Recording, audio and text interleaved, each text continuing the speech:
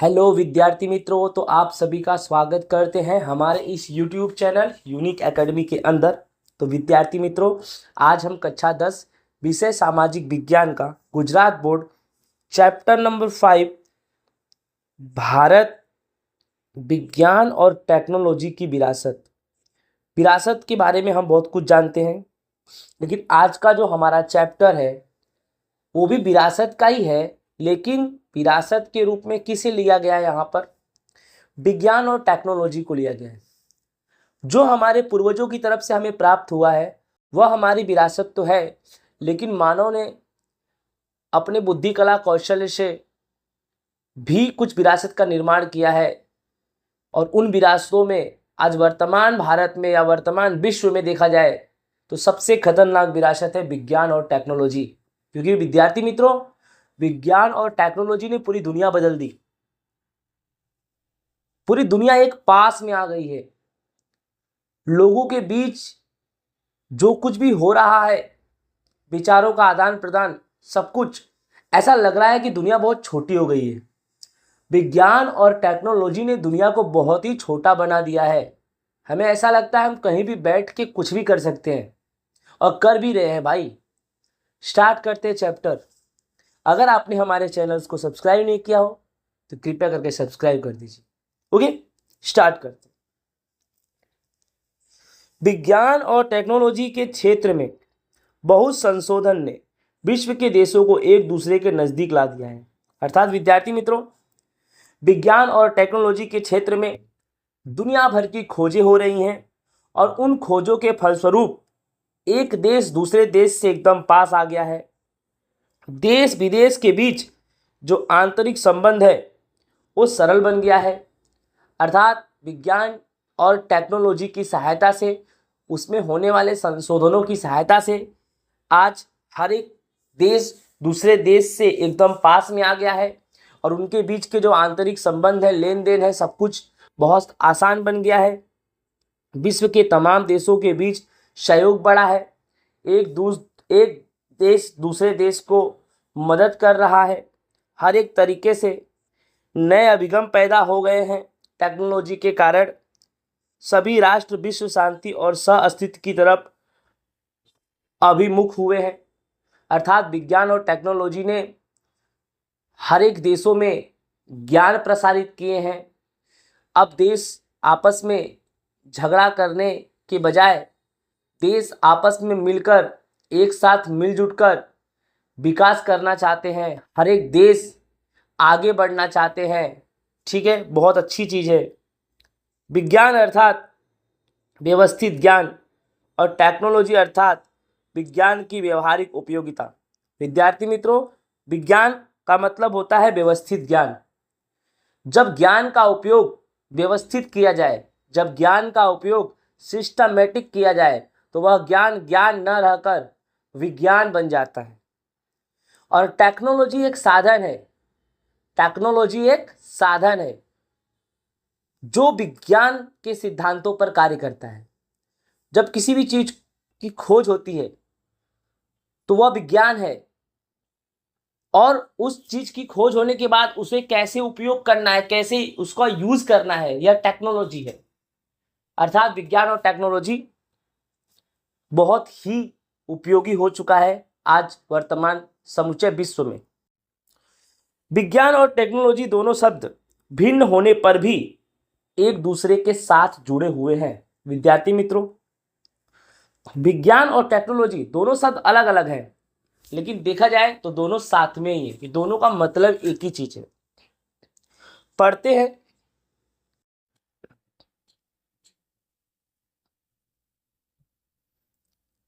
प्राचीन भारत के विज्ञान क्षेत्र की विरासत। विद्यार्थी मित्रों, वर्तमान विज्ञान तो जानते ही हो। ये जो मैंने आपको चर्चा किया, ये तो इंट्रोडक्शन था। जो वर्तमान में विज्ञान टेक्नोलॉजी आप जान ही रहे हो। प्राचीन भारत के विज्ञान और टेक्नोलॉजी के बारे में भी जानो। वर्तमान में तो आप जान ही रहे हो, इतिहास को भी जानो। हमारे प्राचीन भारत के महान ऋषियों ने विज्ञान के क्षेत्र में अनमोल विरासत विश्व को दी है। जिस तरह से वर्तमान में अलग अलग वैज्ञानिक विज्ञान क्षेत्र में महत्वपूर्ण भूमिका निभा रहे हैं, हमारे भारत देश को विज्ञान क्षेत्र में आगे ले जा रहे हैं। ठीक उसी प्रकार हम कह सकते हैं प्राचीन भारत में महान ऋषि मुनि भी यही काम करते थे और किए। धातु विद्या, रसायन विद्या, वैदिक विद्या, शल्य चिकित्सा, गणित शास्त्र, खगोल शास्त्र, वास्तुशास्त्र, भौतिक शास्त्र जैसे विज्ञान के अनेक क्षेत्रों में अपने ऋषियों ने महत्तम योगदान दिया, जो अपने लिए गौरव की बात है। तो प्राचीन भारत के अंदर बहुत सारे ऋषियों ने विज्ञान और टेक्नोलॉजी के क्षेत्र में बहुत ही योगदान दिया। उन सब ऋषियों ने धातु विद्या, रसायन विद्या, वैदिक विद्या, शल्य चिकित्सा, गणित शास्त्र, खगोल शास्त्र, वास्तुशास्त्र, भौतिक शास्त्र जैसे विज्ञान के क्षेत्रों में काफी ज्यादा महत्वपूर्ण योगदान दिया। भारत ने मात्र साहित्य, कला, धर्म, शिक्षा, तत्वचिंतन जैसे क्षेत्रों में योगदान नहीं दिया, बल्कि विविध विज्ञान और टेक्नोलॉजी के क्षेत्र में भी अपना श्रेष्ठ योगदान दिया। विद्यार्थी मित्रों, तो भारत ने साहित्य, कला, धर्म, शिक्षा, तत्वचिंतन जैसे क्षेत्रों में अपना योगदान तो दिया ही, उसके साथ साथ भारत ने विज्ञान और टेक्नोलॉजी में बहुत सारे चीज़ों का संशोधन किया। प्राचीन भारत के महान ऋषि मुनि भी विज्ञान और टेक्नोलॉजी के क्षेत्र में बहुत सारी खोज किए, बहुत सारी दवाएं बनाए, बहुत सारे सिद्धांत बनाए।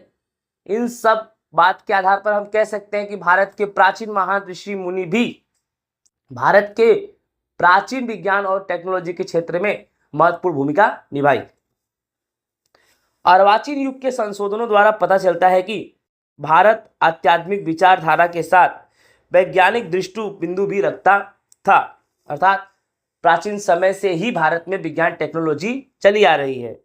अधिकांश वैज्ञानिक और टेक्नोलॉजिकल खोजों में किसी न किसी रूप में प्राचीन भारत के विज्ञान का तत्व शामिल है। तो विद्यार्थी मित्रों, देखा जाए कि आज के वैज्ञानिक, वर्तमान भारत के वैज्ञानिक किन्हीं चीज़ों का जब खोज करते हैं, किसी चीज़ों पे जब संशोधन करते हैं, तो वे वैज्ञानिक, आज के वर्तमान वैज्ञानिक भी अपने हर एक खोजों में आधार स्तंभ के रूप में पहले के ऋषि मुनि जो विज्ञान के क्षेत्र में, टेक्नोलॉजी के क्षेत्र में जो योगदान निभाए हैं, तो आज के वर्तमान वैज्ञानिक भी अपने हर एक कामों में उनका लिखा हुआ बुक को पढ़ते हैं। अर्थात आज जो कुछ वैज्ञानिक कर रहे हैं उसका आधार स्तंभ प्राचीन भारत का विज्ञान टेक्नोलॉजी भी है। उन सब की सहायता से ही वैज्ञानिक काम कर पा रहे हैं। ठीक है, तो सबसे पहले जो हमारा टॉपिक है धातु विद्या, सबसे पहले हम धातु विद्या के बारे में पढ़ते हैं। धातु विद्या का मतलब, एक समय ऐसा था जिस समय धातु का उपयोग ज्यादा होता था, उस समय की बात है धातु विद्या। प्राचीन काल से ही भारत के लोग धातु विद्या का अपने व्यवहारिक जीवन में उपयोग करते रहे हैं। प्राचीन भारत ने धातु विद्या में अद्वितीय सिद्धियां प्राप्त की थी। उसके उदाहरण स्वरूप सिंधुकालीन संस्कृति में से मिली धातु की नर्तकी की प्रतिमा, अर्थात सिंधुकालीन संस्कृति में से मिली एक नाचती हुई मूर्ति की प्रतिमा, तक्षशिला में से प्राप्त कुषाण राजाओं के समय भगवान बुद्ध की प्रतिमा, चोल राजाओं के समय तैयार धातु का शिल्प यानी पत्थर, चेन्नई के संग्रहालय में सुरक्षित अंतरराष्ट्रीय ख्याति प्राप्त नृत्य कला के उत्कृष्ट उदाहरण के स्वरूप में महादेव नटराज का शिल्प तथा धनुर्धारी राम का शिल्प, कलात्मक देवी देवता, पशु पक्षी, सुपारी काटने का सरौता आदि को गिनाया जा सकता है। अर्थात विद्यार्थी मित्रों, भारत ने प्राचीन समय में धातु विद्या में अत्यंत महत्वपूर्ण योगदान हासिल किया है और उस समय के महान ऋषि मुनि धातु विद्या में अलग अलग योगदान दिए, उस समय के जो परिपक्व थे। और आपके सामने मैंने उदाहरण बता दिया कि क्या क्या वस्तुएं हमारे देश में आज है जो धातु विद्या को गौरवान्वित करती हैं। ये सभी धातु विद्या के लिए महत्वपूर्ण स्थान रखते हैं। ये धातु शिल्प बनाने की परंपरा 10वीं और 11वीं सदी से शुरू हुई थी। मोस्ट IMP, धातु विद्या की शुरुआत देखा जाए तो 10वीं और 11वीं सदी में शुरू हुई होगी, ऐसा माना जाता है। नेक्स्ट विद्यार्थी मित्रों हमारा है रसायन विद्या। क्या है? रसायन विद्या। रसायन शास्त्र एक प्रयोगात्मक विज्ञान है। It is a one type of practical science. रसायन शास्त्र एक प्रैक्टिकल साइंस है, क्योंकि रसायन विज्ञान में प्रयोग किया जाता है।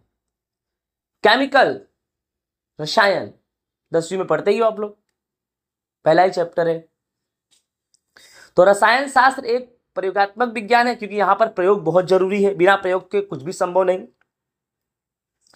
यह विद्या विविध खनिजों के ऊपर, पौधों के ऊपर, कृषि के लिए बीज, विविध धातु के निर्माण के लिए, उसमें परिवर्तन के लिए, स्वास्थ्य की दृष्टि से जरूरी औषधियों के निर्माण में उपयोगी है। विद्यार्थी मित्रों, रसायन विद्या अलग अलग खनिजों के निर्माण में, पौधों के निर्माण में, कृषि के लिए बीज के निर्माण में, विविध धातु के निर्माण में, उनमें परिवर्तन के लिए और स्वास्थ्य की दृष्टि से देखा जाए तो औषधियों के निर्माण में रसायन शास्त्र, रसायन विद्या बहुत ही उपयोगी मानी जाती है। रसायन शास्त्रियों में नालंदा विद्यापीठ के बौद्ध आचार्य नागार्जुन को भारतीय रसायन शास्त्र का आचार्य माना जाता है। अर्थात प्राचीन समय में बहुत सारे विद्यापीठ थे, वल्लभी विद्यापीठ, काशी विद्यापीठ, नालंदा विद्यापीठ, तक्षशिला विद्यापीठ, बहुत सारे प्राचीन भारत के विद्यापीठ। तो उसी समय नालंदा विद्यापीठ के जो बौद्ध आचार्य जिनका नाम था नागार्जुन, उन्हीं को अक्षय भारतीय रसायन शास्त्र का आचार्य माना जाता है।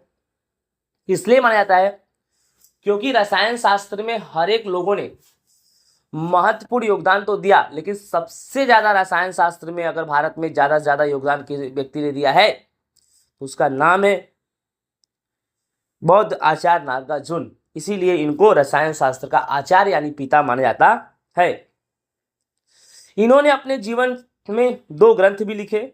एक का नाम है रस रत्नाकर और दूसरा का नाम है आरोग्य मंजरी। विद्यार्थी मित्रों, बहुत ही आईएमपी है कि नागार्जुन ने कौन से 2 प्रख्यात ग्रंथ लिखे, तो रस रत्नाकर और आरोग्य मंजरी। ये है आचार्य नागार्जुन, जिसे रसायन शास्त्र का आचार्य अर्थात पिता माना जाता है। आचार्य नागार्जुन ने वनस्पति औषधियों के साथ साथ रसायन औषधि के उपयोग की सलाह दी।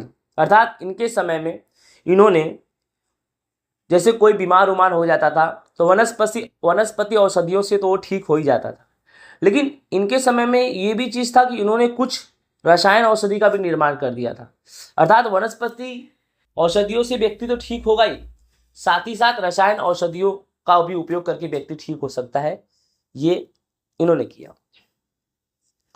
पारे को भस्म करके उसको औषधि के रूप में उपयोग करने की प्रयोग की शुरुआत नागार्जुन ने ही चालू की। पारा मतलब वही मरकरी, जो आपको बुखार उखार हो जाता है तो डॉक्टर मुंह में थर्मामीटर देता है, तो उसमें लिक्विड होता है, वही पारा होता है। तो ये पारे को भस्म करके उस पारे का एक औषधि बनाते थे और उसका उपयोग अलग अलग इलाजों में करते थे। नालंदा विद्यापीठ में रसायन विद्या के अध्ययन और संशोधन के लिए अलग अलग रसायनशाला और भट्टियां थी। अर्थात नालंदा विद्यापीठ में रसायन विद्या के अध्ययन के लिए, उसके संशोधन के लिए, वहाँ पर जो प्रयोग किए जाते थे उन सब के लिए वहाँ पर अलग अलग भट्टियां थी। रसायन शास्त्र के ग्रंथों में मुख्य रस, उपरस, 10 प्रकार के विष तथा विविध प्रकार के क्षार और धातुओं का भस्म वर्णन मिलता है। अर्थात देखा जाए तो रसायन शास्त्र के ग्रंथ का अध्ययन करोगे तो उसमें मुख्य रस, उपरस, 10 प्रकार के विष, जहर, विविध प्रकार के क्षार और धातुओं के भस्म का वर्णन मिलता है। रसायन विद्या की उत्कृष्टता तो धातु में से बनी भगवान की बुद्ध की प्रतिमा में दिखाई देता है। अर्थात भगवान बुद्ध की प्रतिमा, उनकी मूर्ति, ठीक है, रसायन विद्या के समय का है। खतरनाक उदाहरण दे रहा हूं मैं, रसायन विद्या का खतरनाक उदाहरण भगवान बुद्ध की प्रतिमा बिहार के सुल्तानगंज में से मिली बुद्ध की ताम्र मूर्ति यानी भगवान बुद्ध की तांबे की मूर्ति जिसकी ऊंचाई 7.5 फुट ऊंची है, उसका वजन 1 टन है। जबकि नालंदा से मिली हुई बुद्ध की मूर्ति तो 18 फुट ऊंची है। और इससे भी अधिक आश्चर्यजनक उदाहरण दे तो 7 टन वजन वाला 24 फुट ऊंचा विजय स्तंभ है जो दिल्ली में है, जिसका निर्माण सम्राट चंद्रगुप्त द्वितीय विक्रमादित्य ने करवाया था। दिल्ली में आज तक बरसात, धूप, छांव रहने के पश्चात इस लौह स्तंभ पर जंग नहीं लगा। यह भारत की रसायन विद्या का उत्तम उदाहरण है विद्यार्थी मित्रों। तो इस तरह से विद्यार्थी मित्रों हम बोल सकते हैं तो रसायन विद्या का सबसे बड़ा उदाहरण भगवान बुद्ध की ताम्र मूर्ति 7.5 फुट ऊंची। दूसरा नंबर भी भगवान बुद्ध की मूर्ति है 18 फुट ऊंची। और तीसरा नंबर आश्चर्यजनक वाली बात बताए तो 7 टन वाला 24 फुट ऊंचा वाला विजय स्तंभ जो दिल्ली में है, चंद्रगुप्त द्वितीय ने बनवाया था। बरसात, धूप, छांव इन सब के कारण भी आज इस लौह स्तंभ पर जंग नहीं लगा। यानी सोचो कि उस समय रसायन विद्या के समय इस लौह स्तंभ, दिल्ली के इस लौह स्तंभ को किस तरह से बनाया गया होगा। यही है लौह स्तंभ, ठीक है। किस तरह से इसको बनाया गया होगा, दिल्ली का विजय स्तंभ, लौह स्तंभ किस तरह से बनाया गया होगा जिससे आज तक बरसात, धूप, छांव पड़ने पर भी इस पर जंग नहीं लगा। सोचो क्या मेथड इन्होंने अपनाया होगा इस विजय स्तंभ, इस लौह स्तंभ को बनाने में। सोचो आज के जमाने में कोई भी लोहे का वस्तु कैसा भी बना दो, कोई भी मेथड से बनाओ, लेकिन यार 2 ही 3 साल में जंग लगने लगेगा। बाहर बनाओ तो पक्का, लेकिन सोचो इतना साल पुराना, मानना पड़े ना, प्राचीन भारत का भी विज्ञान टेक्नोलॉजी में दम था भाई, मानना पड़े यार।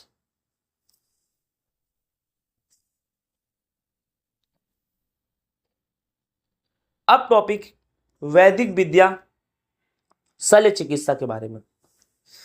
प्राचीन काल से भारत ने वैदिक विद्या और शल्य चिकित्सा के क्षेत्र में अभूतपूर्व सिद्धि प्राप्त की है। आज से नहीं, प्राचीन काल से ही भारत ने जिस तरह से धातु विद्या, जिस तरह से रसायन विद्या में अभूतपूर्व सिद्धि हासिल की है, ठीक उसी तरह भारत ने प्राचीन काल से ही वैदिक विद्या और शल्य चिकित्सा में भी महत्वपूर्ण अभूतपूर्व सिद्धि हासिल की है। भारतीय वैदिक शास्त्र के महान प्रणेता महर्षि चरक और महर्षि सुश्रुत तथा वाग्भट ने अपने संशोधनों में वैदिक शास्त्र में उच्चतम शिखर प्राप्त किए। मोस्ट आईएमपी कि वैदिक विद्या और शल्य चिकित्सा के 3 महर्षि चरक, महर्षि सुश्रुत, वाग्भट, ये 3 व्यक्ति महर्षि चरक, महर्षि सुश्रुत और वाग्भट ने वैदिक विद्या और शल्य चिकित्सा के क्षेत्र में अभूतपूर्व सिद्धियां हासिल की हैं। पढ़ेंगे इनके बारे में, पर देख लो, ये है तुम्हारे महर्षि चरक। महर्षि चरक ये कौन है? महर्षि चरक, ठीक है। और ये है महर्षि सुश्रुत, इलाज करते हुए, देख रहे हो मोतियाबिंद का इलाज करते हुए, ठीक है। पढ़ते इनके बारे में, जानते हैं चरक जी के बारे में। पढ़ेंगे, पहले पढ़े। चरक जी का फोटो तो आपको दिखाई दे रहा है। महर्षि चरक ने अपने एक ग्रंथ, नाम है चरक संहिता, में 2000 से भी अधिक वनस्पति और औषधियों का वर्णन किया है। आप हॉस्पिटल में जाओगे ना, दवा वाले ने, कितने हॉस्पिटल वाले इनका फोटो लगाए हैं और नीचे लिखा है बहुत सारा, दवाओं का उपयोग कैसे करना है, औषधियों का उपयोग कैसे करना है, वनस्पति औषधियों का उपयोग कैसे करना है। तो महर्षि चरक ने अपने प्रख्यात ग्रंथ चरक संहिता में 2000 से भी ज्यादा वनस्पति और औषधियों का वर्णन किया है। महर्षि सुश्रुत ने अपने प्रख्यात ग्रंथ सुश्रुत संहिता में शल्य चिकित्सा के ऐसे धारदार साधनों का उल्लेख किया है जिनसे सिर के बालों को खड़ा कर चीर के 2 भाग कर सकते। बाप रे बाप भाई, महर्षि चरक ने तो 2000 से भी अधिक वनस्पति औषधियों का वर्णन किया है, लेकिन सुश्रुत की बात तो देखो यार, शल्य चिकित्सा के ऐसे ऐसे तीक्ष्ण साधन बनाते थे ना भाई, आपके सर के बाल को खड़ा करके ना दो भाग में काट दे। यार सर का एक बाल ही इतना पतला होता है, उसको दो भाग में काटने वाला साधन कितना पतला होता होगा यार, मानना पड़ेगा भाई। तो बोलो चरक में क्या याद करने का? चरक में 2000 से अधिक वनस्पति औषधियों का वर्णन और सुश्रुत में शल्य चिकित्सा के ऐसे साधन जो बाल को दो भाग में काट दे। भैया वाग्भट ने वाग्भट संहिता में महत्वपूर्ण ग्रंथ है, यानी वाग्भट का जो प्रमुख ग्रंथ है वाग्भट संहिता। चरक का चरक, सुश्रुत का सुश्रुत और वाग्भट का वाग्भट। चरक संहिता, सुश्रुत संहिता, वाग्भट संहिता, ये तीनों ग्रंथ प्रत्येक वैद्य के लिए अत्यंत उपयोगी। जितने भी वैद्य हैं जो इलाज करते हैं मरीजों का, उन सभी वैद्यों के लिए ये तीनों ग्रंथ बहुत ही उपयोगी। तीनों ग्रंथ में वैदिक और शल्य चिकित्सा के बारे में ही बताया गया है। विद्यार्थी मित्रों, अब प्राचीन भारत के हिंदुओं के औषधि शास्त्र में खनिज, वनस्पति और प्राणी औषधियों का विशाल संग्रह शामिल है। प्राचीन भारत में देखें तो हिंदुओं के औषधि शास्त्र में खनिजों का उपयोग, वनस्पतियों का उपयोग, प्राणी औषधि का उपयोग किया जाता था।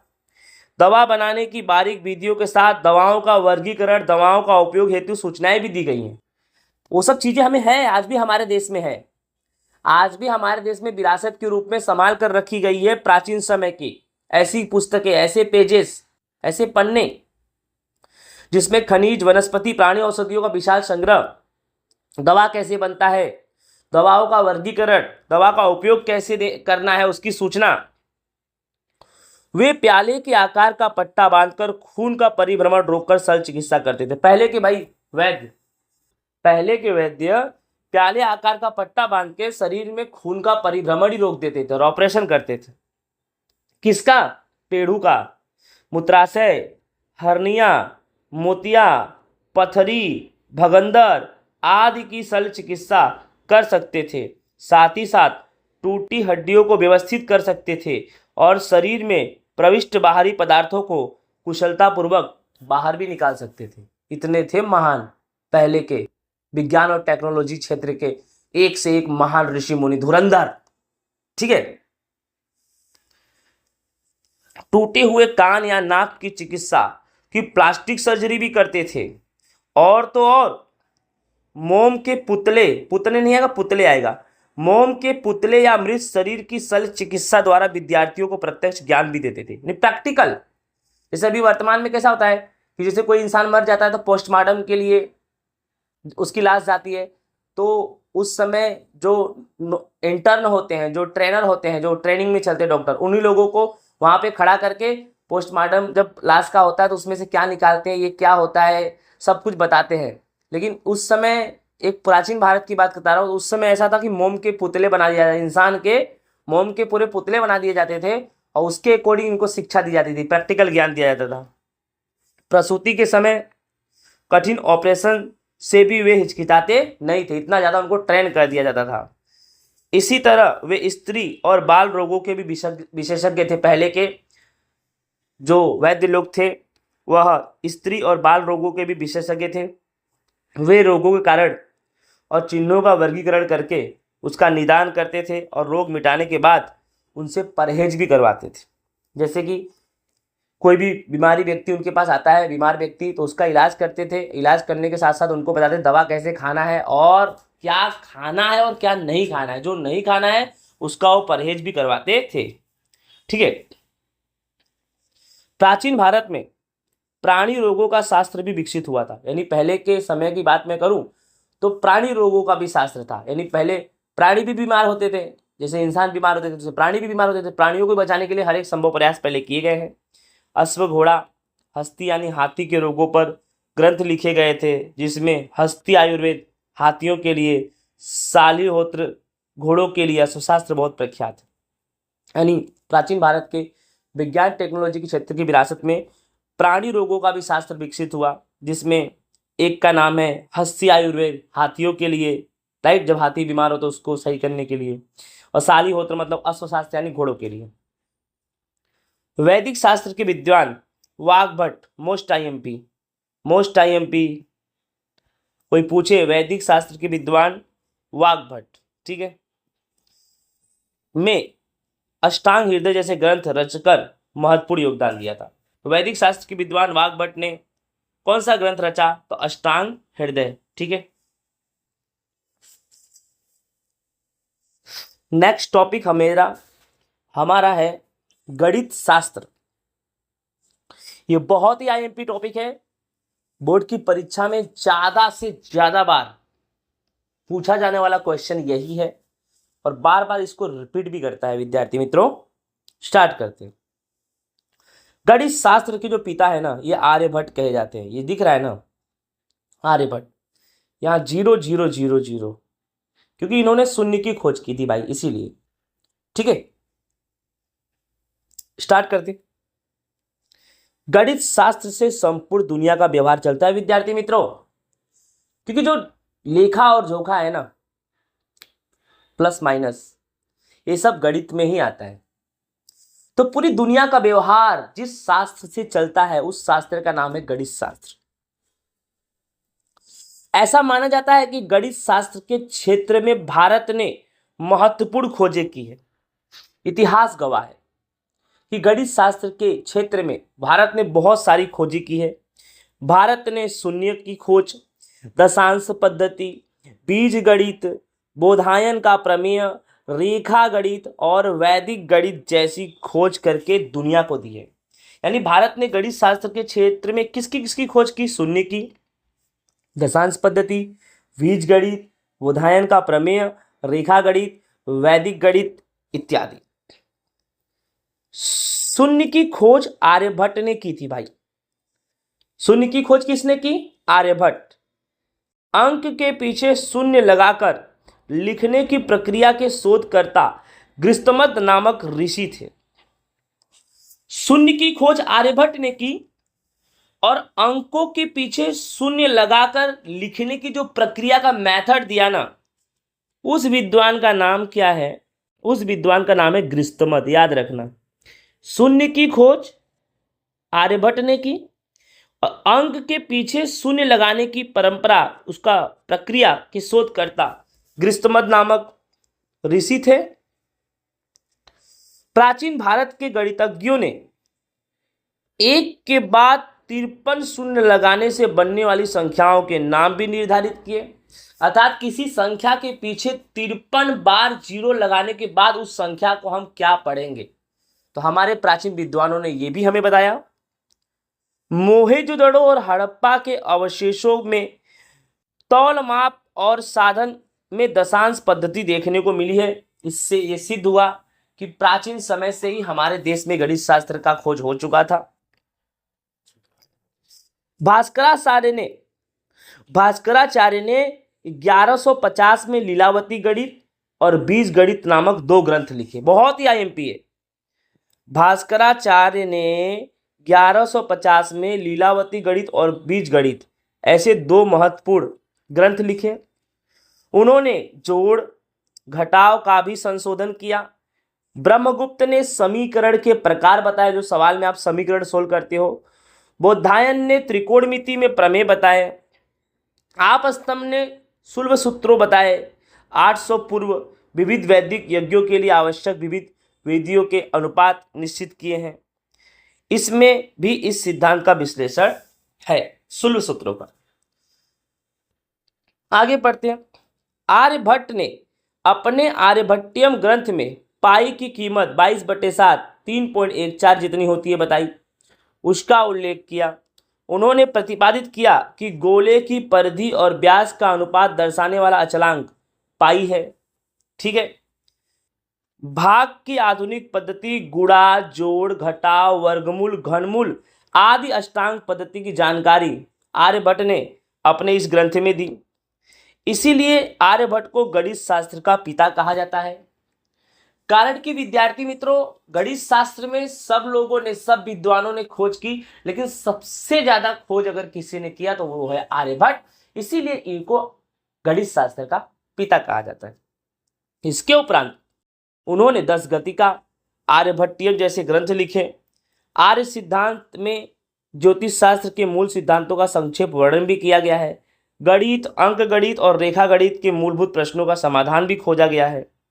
इसके उपरांत गणित शास्त्र भिन्न भिन्न पहलुओं की चर्चा अनेक विद्वानों ने अपने ग्रंथों में की है।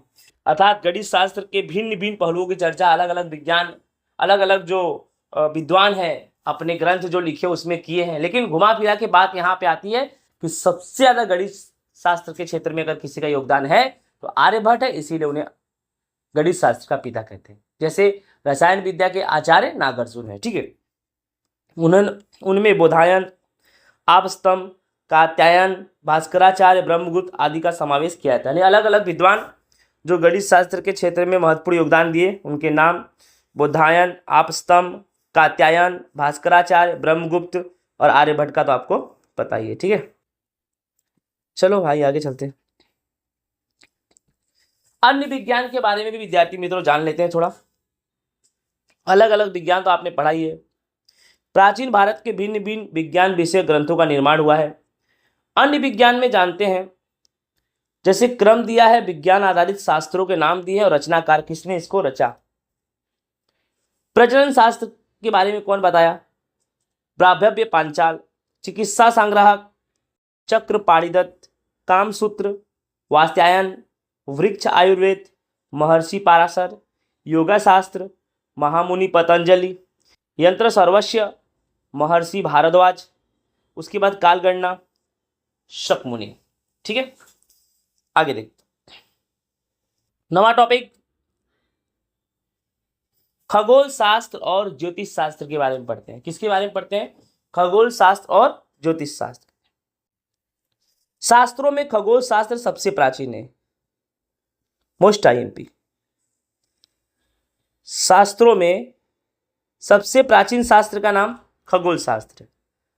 खगोल शास्त्र से संबंधित कई ग्रंथ भारत में लिखे गए, अर्थात भारत में प्राचीन समय में बहुत सारे ग्रंथ ऐसे भी लिखे गए जो खगोल शास्त्र से संबंधित है। इन सभी ग्रंथों का प्राचीन विद्यापीठों में व्यवस्थित और गहन अध्ययन किया जाता था। ग्रह और उनकी गति, नक्षत्र, अन्य आकाशीय पदार्थ इत्यादि द्वारा गणना करके खगोल और ज्योतिष शास्त्र का बहुत विकास हुआ। अर्थात विद्यार्थी मित्रों, खगोल शास्त्र और ज्योतिष शास्त्र का विकास कैसे हुआ?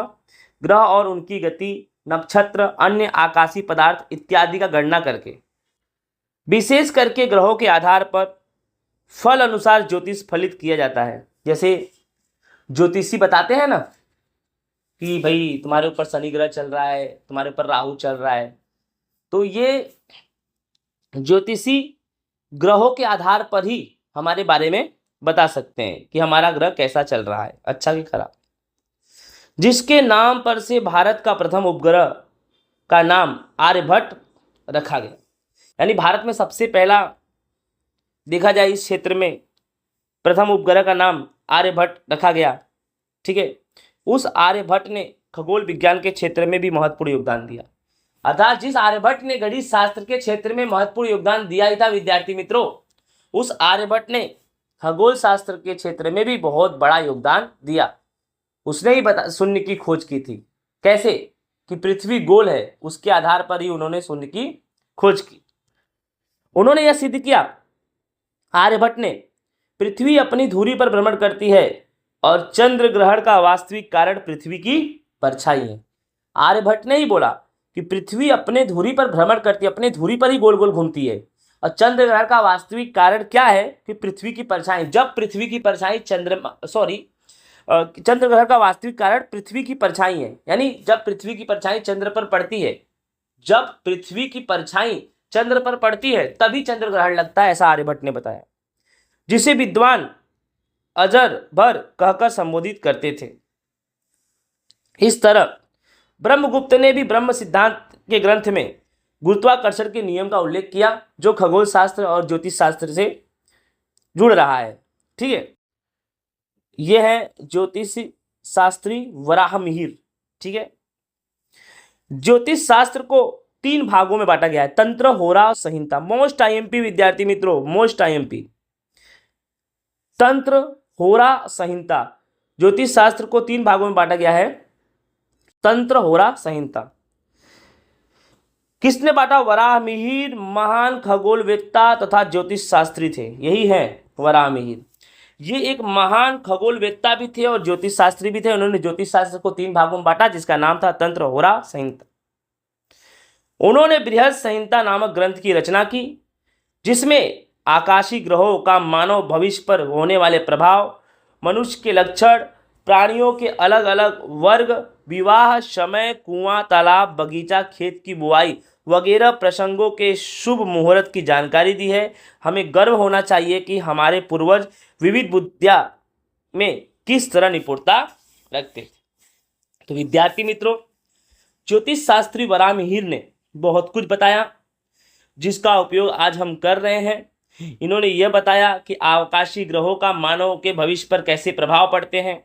इन्होंने मनुष्य के लक्षण बताए, प्राणियों के अलग अलग वर्गों के बारे में बताए, विवाह, समय तथा कुआं, तालाब, बगीचा, खेत, बुआई वगैरह के जब प्रसंग होते हैं तो उसके शुभ मुहूर्त की जानकारी कैसे ली जाती है उसके बारे में भी इन्होंने बताया। आज उन्हीं सब की जानकारी के उपयोग से जो विद्वान पंडित हैं, वो विद्वान पंडित विद्वान इन्हीं की वजह से बने हैं। ठीक है, जो कुंडली वंडली देखते हैं सब। ठीक है, आगे देख। नेक्स्ट टॉपिक हमारा है वास्तु शास्त्र। ठीक है, और वास्तु शास्त्र हमारा इस चैप्टर का लास्ट टॉपिक है, यानी यहां से हमारा चैप्टर क्या हो जाएगा विद्यार्थी मित्रों, पूरा हो जाएगा। प्राचीन भारत की वास्तुशास्त्र के क्षेत्र में महत्वपूर्ण देन है। अलग अलग क्षेत्रों में भारत ने महत्वपूर्ण भूमिका निभाई है, उसी तरह से वास्तुशास्त्र के क्षेत्र में भी भारत ने महत्वपूर्ण भूमिका निभाई है। वास्तुशास्त्र ज्योतिष शास्त्र का अविभाज्य अंग है। ठीक है, जिसकी गणना, महत्ता और प्रशंसा विश्व के अनेक देशों में भी स्वीकृत रही है। वास्तुशास्त्र हमारे देश में नहीं है, विश्व के हर एक देशों में दिखाई देता है। प्राचीन भारत में ब्रह्मा, नारद, बृहस्पति, भृगु, वशिष्ठ, विश्वकर्मा जैसे विद्वानों ने वास्तुशास्त्र में विशेष योगदान दिया। ये सब देवता हैं, ब्रह्मा, नारद, बृहस्पति, भृगु, वशिष्ठ, विश्वकर्मा, ये सब देवता हैं। ठीक है, यानी वास्तुशास्त्र के निर्माण में ये लोगों ने महत्वपूर्ण भूमिका निभाई। देव के प्रथम स्थपति विश्वकर्मा है, याद रखना, प्रथम स्थपति सबसे पहले ये, बाकी सब बाद में। वास्तुशास्त्र में किन किन बातों का समावेश होता है, एग्जाम में पूछता है। तो वास्तुशास्त्र में रहने की जगह, मंदिर, महल, अश्वशाला, किला, शस्त्रागार, नगर वगैरह की रचना किस तरह करना है, किस दिशा में करना है, आदि सिद्धांतों की जानकारी वास्तुशास्त्र में है। नहीं घर पे घर गांव में घर बनवाओ, शहर में घर बनवाओ, तो घर बनवाते समय किचन कहाँ होना चाहिए, बेडरूम कहाँ होना चाहिए, मंदिर कहाँ होना चाहिए, किचन का दिशा किस तरह होना चाहिए, दक्षिण नहीं होना चाहिए। समझ में आ रहा है ना, ये सब वास्तुशास्त्र की बात है। ठीक है, बृहद संहिता में वास्तुशास्त्र का उल्लेख है।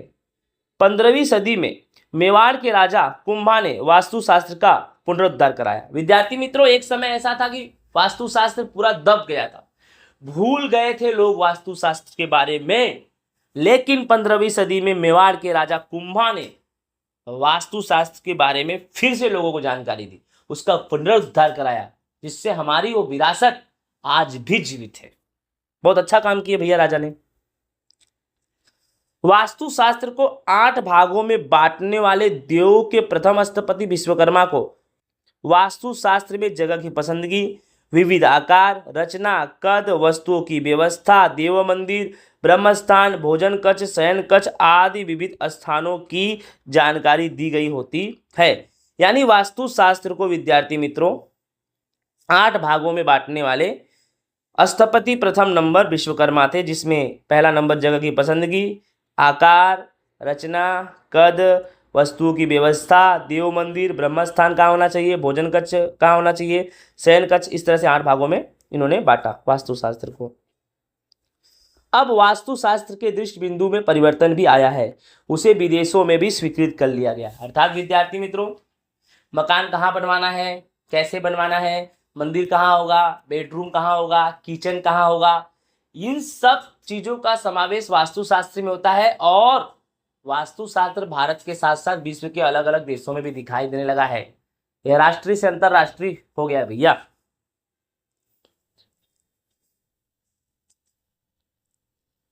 प्राचीन भारत के विज्ञान का ज्ञान विश्व में स्वीकृत किया गया है। यानी हमारा जो प्राचीन भारत का विज्ञान है, उसका ज्ञान हमारे देश के साथ साथ विश्व वाले भी उसका उपयोग कर रहे हैं। हमारी भारतीय संस्कृति विशाल है, वैविध्यपूर्ण है। हमारी भारत की संस्कृति बहुत बड़ी है, और वैविध्यपूर्ण है, बहुत वेरिएशन है, फिर भी हमारी संस्कृति में एकता है। हमारे संस्कृति में धर्म है, विज्ञान है, परंपरागत आदर्श है, व्यवहारिक ज्ञान है, उसकी समझ है। इस प्रकार हमारी संस्कृति एक समुच्चय का सुंदर समन्वय है, जो विश्व में बहुत कम देशों में, यानी हमारे देश की संस्कृति जैसा संस्कृति विश्व में अलग देशों में, अलग अलग देशों में देखो तो बहुत कम ही देशों में दिखाई देगी। मैं बोलता हूं दिखाई नहीं देगी। ठीक है, अपनी संस्कृति में सहिष्णुता है, समानता है, लोग एकजुट रहकर, एक साथ रहकर, एक दूसरे का सपोर्ट कर कर खुद का विकास, दूसरों का विकास करते हैं। ठीक है, यहाँ प्रत्येक व्यक्ति का धर्म, उसकी जीवन पद्धति तथा मूल्यों में वैविध्य होने पर भी देश में एकता का दर्शन होता है। भारत देश में सभी के जीवन जीने की कला अलग अलग है, सभी का धर्म अलग अलग है, सभी की जीवन पद्धति अलग अलग है, समुदाय अलग अलग है, भाषा अलग अलग है, राइट ना, विचार अलग अलग है, आदतें अलग अलग है, रहन सहन अलग अलग है। फिर भी हमारे भारत में इतना वेरिएशन, इतना विविधता होने के बाद भी भारत देश में एकता है। विविधता में एकता भारतीय संस्कृति का मूलभूत लक्षण है, इसे हमें भूलना नहीं चाहिए। ये हमारी भारत की एक प्राचीन विरासत है, हमारी एक पहचान है। तो इस तरह से विद्यार्थी मित्रों, हमारा छोटा सा चैप्टर, प्यारा सा चैप्टर जिसका नाम था भारत विज्ञान और टेक्नोलॉजी का विरासत, आपको अच्छे से समझ में आ गया होगा विद्यार्थी मित्रों। ओके, तो इसी के साथ जय हिंद, राधे राधे।